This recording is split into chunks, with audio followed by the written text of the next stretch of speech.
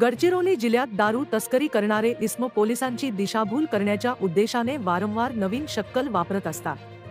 त्यातील एक प्रकार म्हणजे सिरोंचा तालुक्यातील टेकडा, ताला येथील दारू तस्करांनी दारू तस्करीसाठी चारचाकी अथवा दुचाकी वाहनांचा वापर करता कोणालाही संशय येणार नाही या उद्देशाने बैलगाड्यांच्या सहाय्याने तेलंगणा राज्यातून प्राणहिता नदीपात्रातून दारू आणली। मात्र पोलिसांच्या गोपनीय माहितीने याचा पर्दाफाश झाला। 27 फेब्रुवारीच्या रात्री स्थानिक गुन्हे शाखेने कारवाई करून 3 बैलगाड्यांमधील 2,52,000 रुपयांची दारू जप्त केली।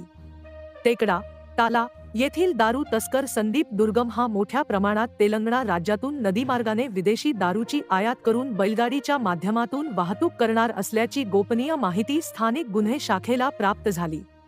स्थानिक बैलबंडीतून अशा पद्धतीने दारूचे बॉक्स आणले जात होते।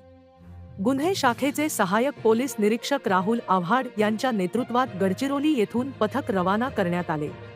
स्थानिक गुन्हे शाखेच्या पथकाने टेकडा गावालगत असणाऱ्या नदी परिसरात सापळा रचला। टेकडाच्या दिशेने 3 बैलगाड्या येत होत्या। तीनही बैलगाड्यांमध्ये 50 बॉक्स विदेशी दारूचा साठा दिसून आला। त्याची किंमत 2,52,000 रुपये एवढी आहे।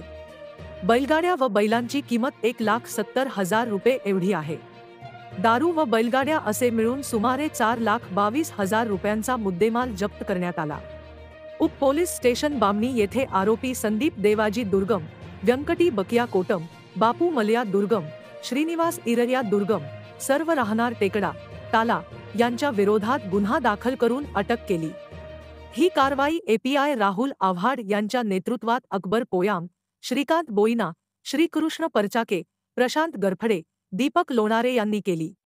नॅशनल सर्कल न्यूज संपादक प्रताप गवई, प्रतिनिधी महेश मडावी, गडचिरोली।